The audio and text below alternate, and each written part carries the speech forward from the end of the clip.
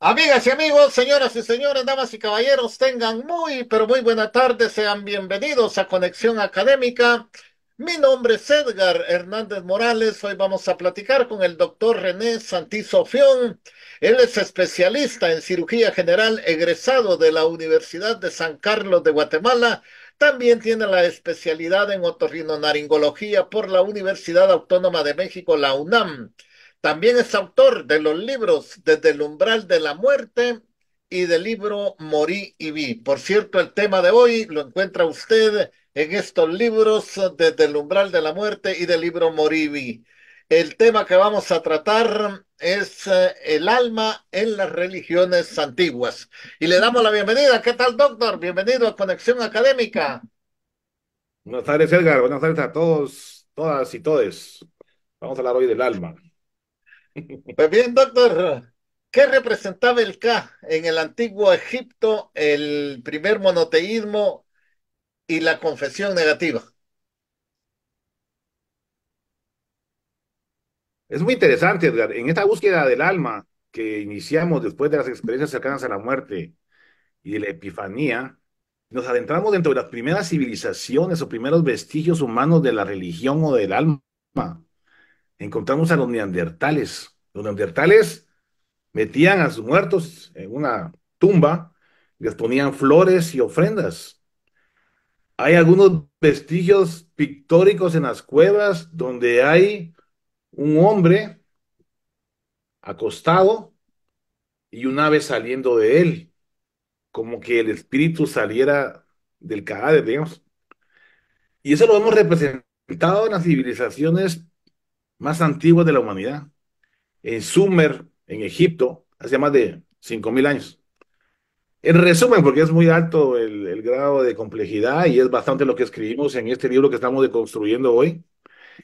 En resumen, Egipto, el K. Bueno, el primer monoteísmo que hubo en la historia, según los registros escritos, fue Akenatón. Porque Akenatón, en su época, había muchos dioses. Entonces, él quitó todos los dioses y dijo, bueno, solo hay un dios. Y ese dios lo vamos a adorar como algo que se manifiesta en la vida, y eso es el sol. ¿Va? Entonces, todo el mundo se puso a pelear con él, ¿va? Porque ni modo, le quitó chance a todos los sacerdotes y todo. Entonces hubo un poquito de conflicto ahí, pero es el primer monoteísmo. Entonces, ellos pensaban que el alma, el Ka, era como un pájaro que salía o estaba en otro lado. Ellos pensaban en el libro egipcio de los muertos que tenía representados ahí un juicio al que se moría, por supuesto, que además entre el corazón y la pluma que les digo que representaba la verdad. Entonces lo que hacía el muerto que comenzaba a decir, bueno, para que me entiendan más fácil, se llama La Confesión Negativa. Y el libro egipcio de los muertos, el nombre verdadero, algo así como La salida a un nuevo amanecer, porque ellos sabían que al morirse pasaban a una mejor vida. Entonces, en ese tipo de juicio, con la confesión negativa que cada muerto decía ante Osiris, se pesaba el alma y se decía, bueno, entonces, si pesa la verdad más o si pesa más lo que dijo él, y él decía, por ejemplo, yo no maté, yo no violé, yo no robé, yo no, todos los 10 mandamientos, los 600 300 preceptos judíos, la senda recta del Islam, más o menos son esos sortilegios que decía el 125 de la confesión negativa, donde decía todo lo que no había hecho. O sea que él era una buena persona, pues en pocas palabras. Yo no hice mal, yo no robé, yo no maté, yo no violé, yo no quité nada, no afecté a los dioses, no afecté el pescado, no afecté nada de eso. Era una buena persona. Entonces, si ganaba el juicio, ya pasaba a los campos de caña de Ilaú, que era un paraíso egipcio. Entonces, el alma se reencarnaba. No, se reencarnaba. Pasaba a la otra vida en los campos de caña de Ilaú, como que fuera un reino celestial, como que fuera un Olam Abba, por 7.000 vírgenes de los del Islam. Pasaba a un mejor lugar.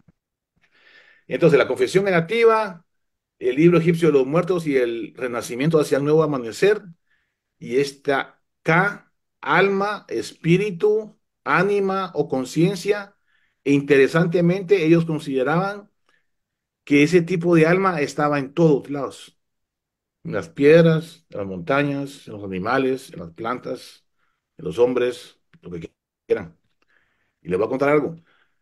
Según la teoría de la conciencia de la información integrada de Tononi, dice que la conciencia se va aumentando conforme a un número pi, que es una proporción entre el cero y el uno, donde el cero es el inicio de la emoción o sensación o captación de información y el uno es la conciencia máxima.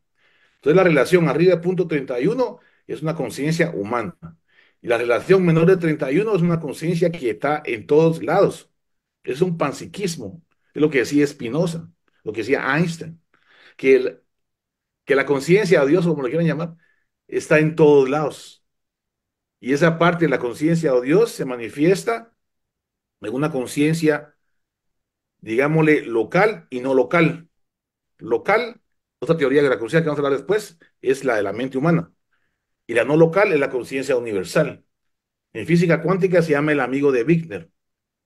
Si un observador determina si algo es materia o energía en un efecto cuántico en un experimento, significa que este observador tiene que haber sido reducido como onda de posibilidades a ser un hombre, digamos.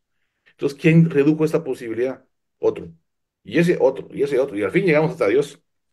Entonces, Dios es la conciencia universal que hizo el colapso de ondas de este universo, según la teoría física del amigo de Wigner. Lo pueden ir a leer.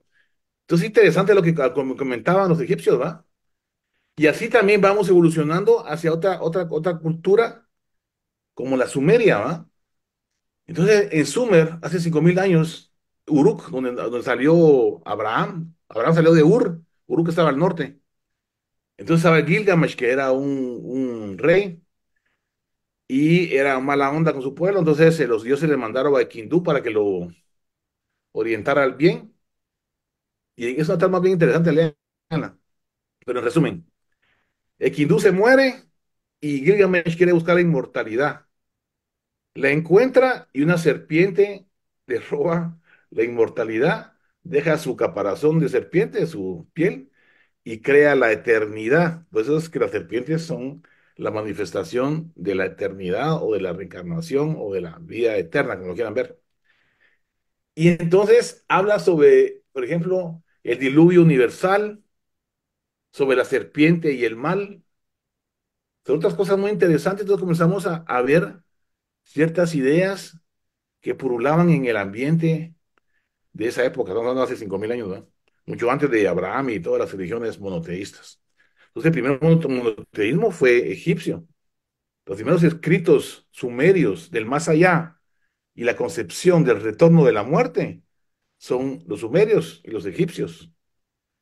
Y el concepto del alma después de la muerte, algunos consideran que este pasaje de Gilgamesh es de los primeros de las que regresaron de la muerte. Porque ¿cómo sabían que existía vida después de la muerte si todos se morían? Podemos suponer que algunas personas regresaban como yo, por ejemplo, que casi me morí y regresé y le conté que había algo más después de la muerte. Y eso puede poco a poco significar que ese concepto de vida después de la muerte es universal, porque algunas personas definitivamente tuvieron esa oportunidad de regresar y contarles a los demás. Doctor, ¿por qué no hablamos un poco de Gilgamesh, Enkidu, el diluvio universal y la eterna juventud? Bueno, Gilgamesh, como les comentaba, era un rey que se llevaba a las doncellas del pueblo y se portaba mal. Y Equindú era un héroe mitológico, mitad humano, mitad animal, que llevó a Gilgamesh a través de las aventuras de las montañas, ríos y lagos para vencer el mal. Todos los demonios y todas las cosas que eran malas las fueron venciendo. Pero en un momento determinado, cuando vieron que no se estaba más o menos portando ya bien, que se había agarrado ya la onda con el pueblo y habían vencido a los malos, los dioses mandaron a matar a Equindú. Y que Equindú era su gran amigo de Gilgamesh, que lo había llevado y lo había llevado al camino del bien. Aquí estamos hablando de historias del bien y el mal, si se dan cuenta, ¿va? independientemente de que le pongan ahí dinosaurios, monstruos, dragones, lo que quieran. Pero es la lucha del bien y el mal. Entonces, cuando se muere Kindur, se pone triste y comienza a buscar la verdad de la realidad, la verdad de la muerte, la verdad de la vida, la eterna juventud que nunca le encontró porque la perdió cuando la encontró en una planta en el fondo del mar y se la llevó la serpiente, se quedó sin eternidad y se vio resignado a morir como el resto de humanos. Entonces habla sobre el bien, sobre el mal, sobre la muerte, el retorno a la vida eterna, etcétera. Entonces, esos conceptos son universales. Esos conceptos son los que dice Jung. Él hablaba de los arquetipos.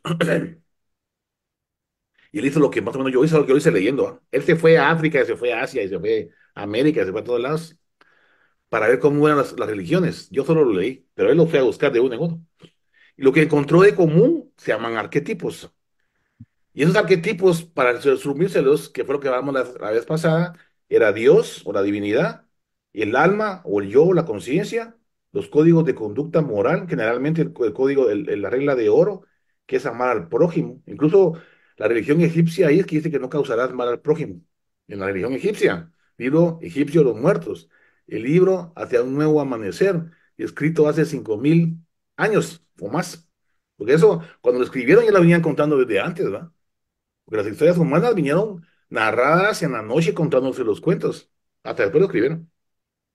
Entonces quiere decir que estas historias antiguas de la Sumer y de Egipto son historias de un integrante, de una integración del inconsciente colectivo o de los arquetipos de Jung, que son lo que acabo de decir. Dios, el alma, códigos de conducta moral y le pueden agregar oración, ayuno, contemplación, reflexión, yoga, meditación y lo que ustedes quieran, que es una forma como de ordenar el cerebro.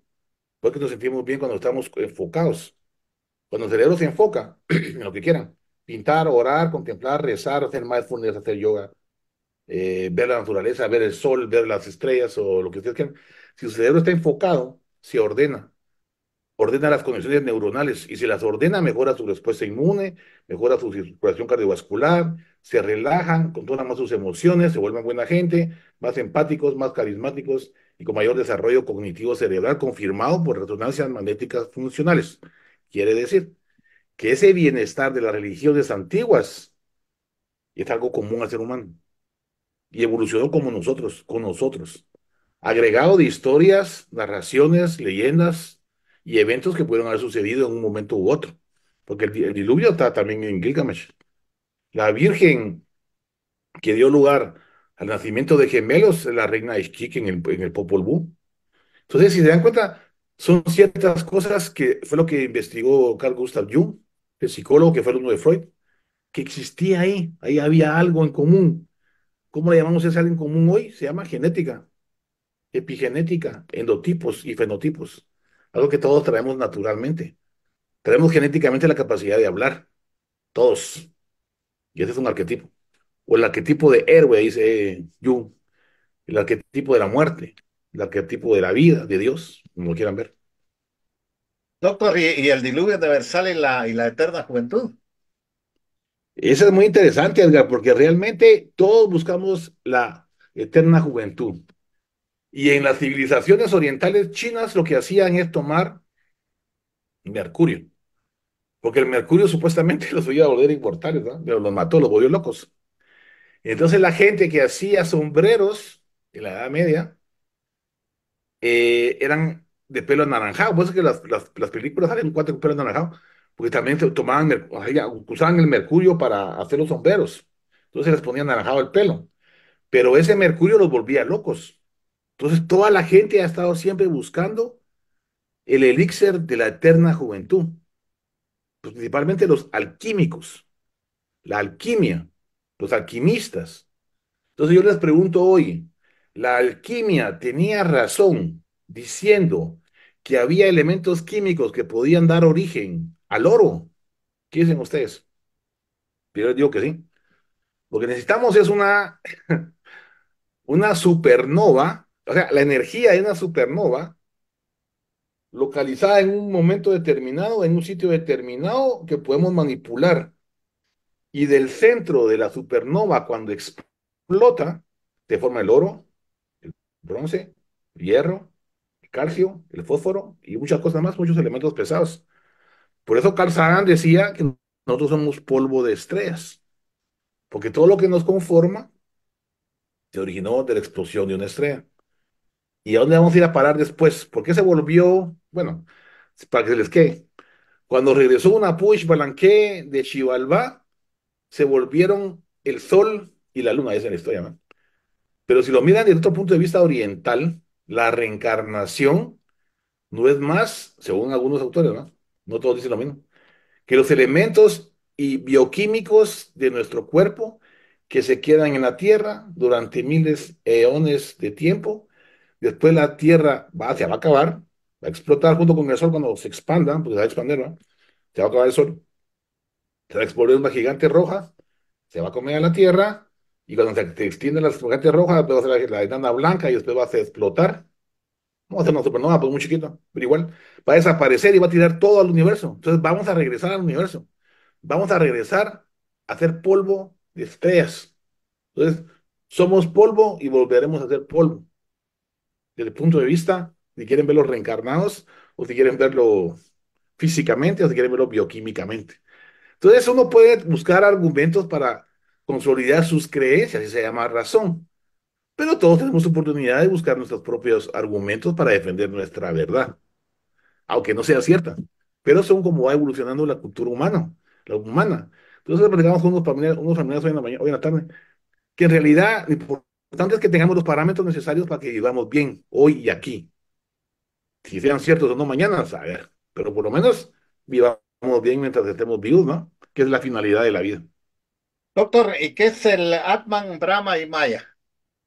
Bueno, otras religiones muy importantes es el hinduismo y el budismo, que también fueron más o menos hace 3.000 años, alrededor de 3.000 años en la región de la India, en el norte, donde los arios que venían de Europa llegaron a la India.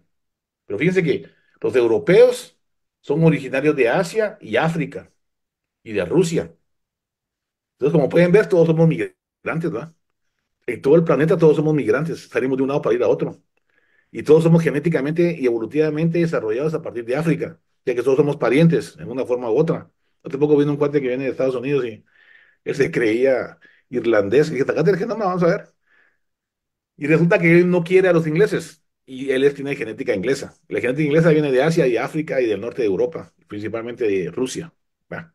Entonces, ni ellos son puros, pues nadie es puro, nadie. Todos somos mezcla de todo. Somos un ceviche gigante de genes. Pero lo que quería decir es que el hinduismo tiene a Brahma como origen, como Dios principal. Y ese Brahma es la realidad divina. Y Maya es la realidad que vemos. Es una realidad de apariencias, de fenómenos, diría Kant, o neúmenos cuando lo entendemos, de interpretaciones, diría la física de hoy, de las observaciones de los elementos químicos o físicos, diría la física de hoy. ¿Qué quiere decir? Que lo que vemos no es lo que realmente existe. Entendemos lo que existe a través de nuestros sentidos y nuestra capacidad de entender, pero hay muchas cosas más que no podemos entender. ¿Cómo qué? Para que sea fácil. El Big Bang no sabemos dónde surgió, no sabemos que hay adentro un agujero negro, no sabemos qué es la materia y la energía oscura del universo, y no sabemos muchas cosas más, no sabemos ni qué es la conciencia para comenzar. Entonces, esas cosas que son los límites del conocimiento humano son los límites de la física. Por lo tanto, esos conocimientos desconocidos hoy se llama metafísica. Entonces, Brahman, la realidad divina; Maya, la realidad de apariencias, es lo que dice la física de hoy. Y a través de las reencarnaciones de los elementos químicos, puede uno volverse, por ejemplo, los elementos, ahorita se habla de más risa, pero los elementos químicos de un dinosaurio puede ser que sean parte de nosotros. O lo que respiró, las partículas que respiró un neandertal también pueden ser parte de nosotros. Eso es evolución química, es bien interesante. Entonces, el hinduismo creía en Brahman, que se manifestaba en miles y millones de dioses. ¿Qué significaba eso? Que un panteísmo o digamos, panpsiquismo. ¿Qué significa eso? Lo que decía Spinoza, que Dios se manifiesta de muchas formas. Entonces, cada manifestación, en el hinduismo, ¿no? En cada manifestación está Dios. Entonces, los hinduistas son de las religiones que más fácil aceptan otras religiones. Entonces, ellos aceptan a los cristianos porque según ellos, Brahma se manifiesta a través de Cristo a los cristianos. Y Brahma es Jehová. Brahma es Dios, Brahma es Alá, Brahma es el parinirvana. Entonces, esa manifestación de Dios en todas las manifestaciones posibles son los millones de dioses que hay en el hinduismo. Entonces, ¿el hinduismo es politeísta? No, es monista. Si lo investigan bien, así van a entender, que por lo menos así lo entendí yo. Entonces, lo que dicen ellos es que el alma va reencarnando y se llama Atman. Reencarna en múltiples vidas, dicen ellos. Entonces, ese, ese ciclo vital del samsara, que es nacer y morir, nacer y morir, nacer y morir, nacer y morir, es eternamente así. Le preguntaron a Buda. Tú dijo que no, que había un momento que se podía liberar de ahí, que es el moksha, el viaje liberador, y pasa al nirvana. Pasa al nirvana y regresa. Pero si pasa al parinirvana, ya no regresa. Es como que fuera el reino celestial, el reino del Espíritu Santo. Entonces, también los budistas también tienen un final de los tiempos, un final divino, digámosle así. Entonces, interesantemente, ellos dicen que esa reencarnación se va a acabar en el Big Crunch de la física, los budistas de hoy. Pero ese Big Crunch de la física va a dar lugar a otro Big Bang en otro universo, cuando comience otro universo en otro lado. ¿Y qué creen? La física dice que es posible. Que del Big Bang, o sea, lo que creció en ese universo, se va a hacer el Big Crunch y se va a acabar.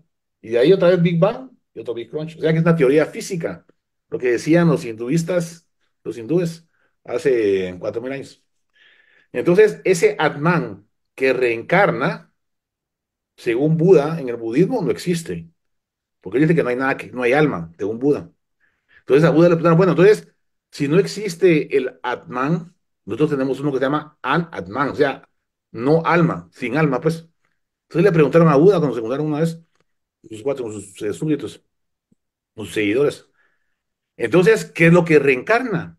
Si no reencarna nada, si no tenemos alma y nos vamos a acabar, ¿qué es lo que reencarna? ¿Qué es el parinirvana? Un estado que trasciende cualquier concepto o cualquier definición. Eso es lo que se llama Dios. Entonces dijo Buda, bueno, ¿saben qué? No nos hagamos bolas. Ustedes quieren saber lo que quiso saber una gente que le metieron un flechazo aquí casi en el corazón. Entonces él dice que esta pregunta es como esto. Antes que me saquen la flecha, quiero saber quién disparó la flecha, de qué está hecha la flecha, desde dónde me disparó y qué intención tenía y no sé qué va. Entonces, bueno, esa pregunta es absurda porque no sabemos nadie, dice Buda. Pero independientemente de por qué lanzamos la flecha, ahí va a estar la flecha. Todo lo que tenemos que hacer nosotros es, si la vida es para vivirla, tenemos que aprender a vivirla. Entonces, más que hacer sacrificios y ayunos y cosas así, tenemos que hacer se llama las cuatro nobles verdades y el óctuple sendero múltiple, para que me entiendan así, facilito. Esa es la psicología, las neurociencias cognitivas de hoy, en parte. Y él dice, la vida es sufrimiento, pero también es felicidad, ¿va? Pero él dice eso para poder decir que el sufrimiento lo podemos quitar a través de la abstención del deseo, dice él, ¿va? ¿Y cómo quitamos el deseo? A través del camino óctuple. ¿Y qué significa eso? Que hablemos bien, porque el hablar bien nos lleva al pensamiento bien, y el pensamiento bien nos lleva a actuar bien, y el actuar bien nos lleva a hacer buenos hábitos, y hacer hábitos saludables nos volvemos, estamos en mejor estado de bienestar, vivimos más felices y contentos. Entonces, las neurociencias cognitivas de hoy, la psicología positiva y las neurociencias del bienestar se resumen en los caminos óctuple. Lo que no muy consigue todos es lo sobre el sufrimiento, ¿no? Aunque este cuate de Schopenhauer y Nietzsche dicen que sí, ¿va? Porque la vida no es solo sufrimiento, ¿va? Porque el sufrimiento es un concepto abstracto mental, que un dolor se vuelve sufrimiento cuando se vuelve permanente. Si la mujer tiene un hijo, está contenta, pero le dolió. Entonces, ¿eso es sufrimiento? No, porque es un dolor que se le quita. Entonces, el sufrimiento es mental. Y el dolor es físico, si lo quiero llamar así. Porque también tengo componente mental, ¿va? Pero ese sufrimiento de la vida no es solamente sufrimiento, también es bienestar, también es felicidad. Entonces depende de cómo lo interpretemos a través de lo que es el maya o la realidad, que no es la realidad, decía Platón. Platón dio un ejemplo muy fácil y bonito. Había unos esclavos amarrados en una cueva y aquí en la cueva miraban sombras nada más. Entonces un esclavo se quitó las cadenas y se fue para atrás y vio que las sombras eran las proyecciones de figuras aquí que estaban atrás, tenían fuego. Entonces estas eran las sombras de las figuras que estaban alumbradas por el fuego. Pero después logró salir de la cueva y se dio cuenta que había otra realidad afuera. O sea que había una realidad de sombras, una realidad de figuras con fuego y una realidad afuera de la cueva. Ya habían tres realidades. Ese pensamiento, todavía hoy, lo seguimos discutiendo con el neorrealismo, con el posmodernismo y con todas las filosofías. Entonces es interesante cómo esas culturas y esas religiones nos ponían a pensar desde esa época, ¿va? Cómo iban. Entonces, en resumen, el Atman es el alma en el hinduismo. Atman es el no alma en el budismo, aunque reencarna. El Dharma, los códigos de conducta moral del hinduismo y del budismo, que es buena acción, buen pensamiento, buen lenguaje, buen comportamiento, buenos hábitos, buen control mente-cuerpo, imagínense, eso es psicología. En fin, hay tanto de qué hablar, pero aquí vamos a deconstruir nuestro librito poco a poco e iremos aprendiendo un poquito más cada día. Doctor, nos quedaron preguntas. Las seguimos el próximo jueves. Ahí, Ya pero continuamos. para que tengan un adelanto, que es el Anatman, la conciencia, el yoga y la meditación sería uno, el Popol Vuh y la evolución de la Virgen que engendró a los gemelos, el bien y el mal, y el libro tibetano de los muertos. Ahí para el Ese libro, próximo, plano, está bueno. para el próximo, en la próxima entrevista, doctor. Por hoy Mucho gusto. se nos terminó el tiempo, doctor. Siempre, como siempre, muchas gracias por compartirlo con los oyentes de Radio Universidad y de Conexión Académica, doctor. Gracias, Edgar. Gracias a todos por oírnos. Bien, amigos, llegamos al final entonces de un programa más de Conexión Académica. Hoy estuvo con nosotros el doctor René Santizo Fión. Él es especialista en cirugía general, egresado de la Universidad de San Carlos de Guatemala. También tiene la especialidad en otorrinolaringología por la Universidad Autónoma de México. Es autor de los libros, de lo que estamos hablando, de los libros Desde el umbral de la muerte y del libro Morí y vi. Son los libros del doctor. El tema que hablamos hoy fue el alma en las religiones antiguas. Amigos, muchas gracias por su audiencia. Esto fue Conexión Académica.